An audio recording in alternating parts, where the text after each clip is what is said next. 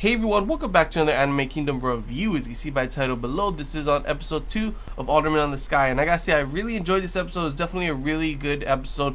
The first episode was more of an introductory episode, and to this one, it was more of a world building episode by showing a little bit about the Empire, what they do, and all this kind of stuff. How they, are just giving up their land because they don't want that land and are willing to sacrifice soldiers just to make it look like they fought them.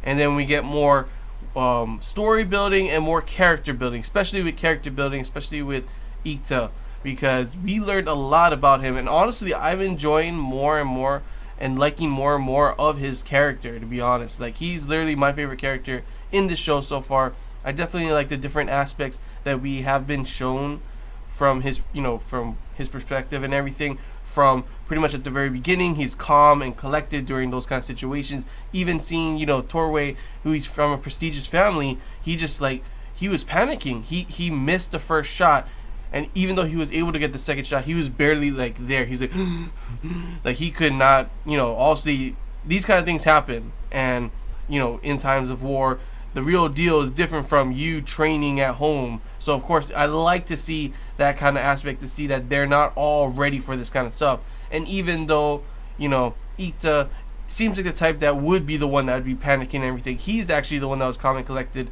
And I also like the way that, even though you see he does, he always seems like a dick, and he just like, I don't care about that, yeah, blah blah blah. He obviously shown a side of him caring for even though they killed them, taking care of the sprites and everything, the words he gave to them, not just throwing the bodies in the bushes like Torway said they could. He ends up pretty much not burying them, but giving them a proper kind of, covering them up, giving them giving them food as a way to mourn for them and everything. He's not just a heartless, doesn't give a crap, that's the enemy, I don't care kind of thing. So I really enjoyed that aspect as well.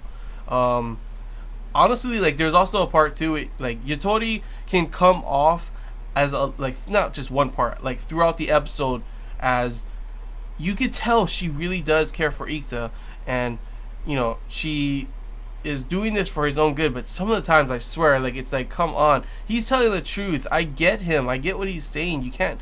And she just elbows him, but it's all for his, if you see it, she's just she'll drop everything at the hat of, to someone superior and everything. No, it's literally because she really does care for him, and she's doing this for his own good.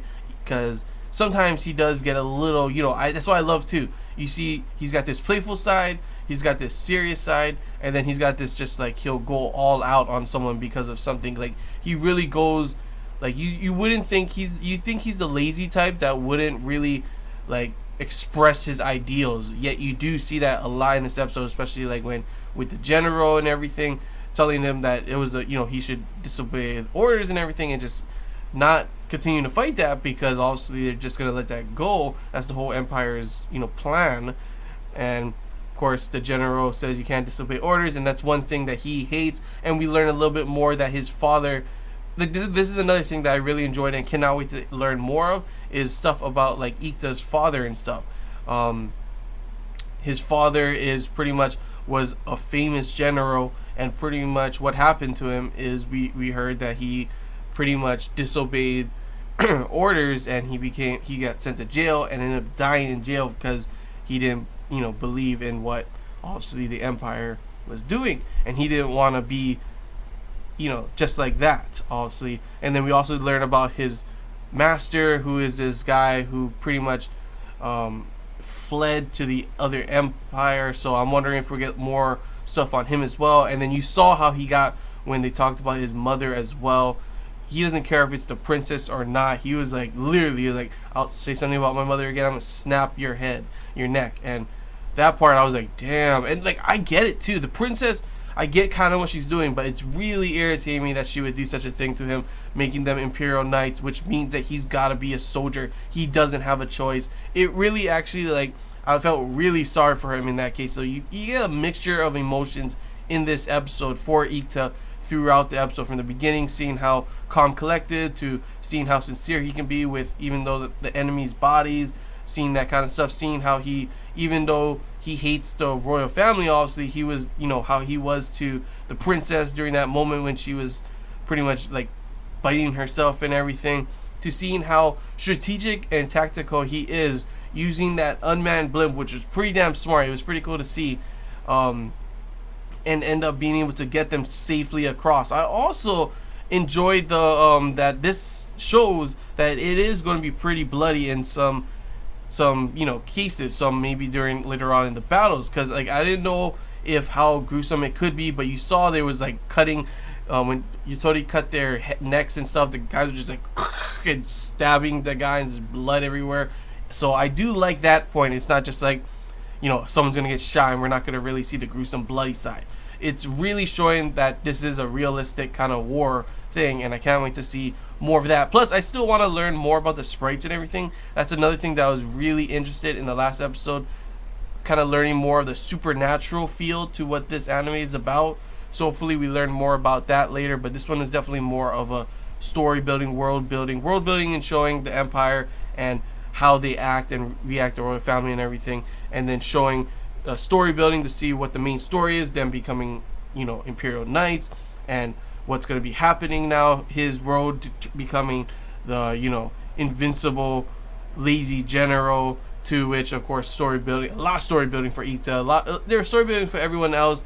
And the animation, as always, I honestly, the character designs were a little, like, I have to get used to a little bit for me, and I saw a lot of people as well.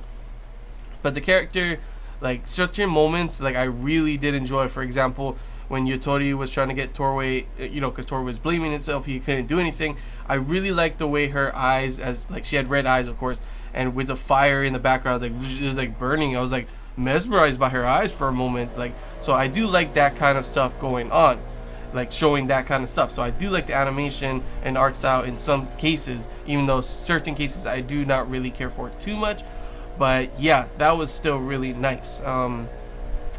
Pretty much that was what happened in the episode. There was also a moment with Ita and Yutori at the very end, pretty much having kind of a heartfelt moment. It was really nice, and you do see that she does care for him and stuff, and you get to see the different sides of she's being happy in a way, because obviously this is her day. She's finally able to become an officer without even taking the test because of this, and this is his worst day because he became three things that he never wanted to be, and we get to hear about it becoming a noble, a soldier, and a hero. He didn't want to become any of those things, and in one day he ended up becoming all three, to which obviously you see the princess hiding in the background as well, listening in. So I can't wait to see the next episodes, to see if we're going to delve more into the kind of like character building for all of them, because right now at the moment we only get more character building on Ita, which I do enjoy. He is the main character, but I want to learn more about his relationship with Yutori, learn more about his father, learn more about the father, the mother, and the master. Maybe hopefully they give us more reason to not hate the princess as much. I mean, I don't hate her, but I dislike some of the things that she did in this episode, but hopefully maybe she'll explain more of it in the next ones and stuff, because you obviously see that she does see something in Ita, and later on obviously he does become a famous general and maybe does change the empire, both of them together kind of thing, So yeah, it's really all I gotta say, guys. Overall, pretty good episode. I really enjoyed it. Definitely a really good story so far from what I've seen. Definitely really good characters, and yeah, can't wait to see the next one. So hope you guys enjoyed this Anime Kingdom review. If you did, don't forget to leave a like. Don't forget to, if you haven't already, also feel free to subscribe. And if you have any questions, or if there's anything I missed and you want to talk about, comment below as well. And yeah, until next time, hope you guys enjoyed. So yeah, see ya.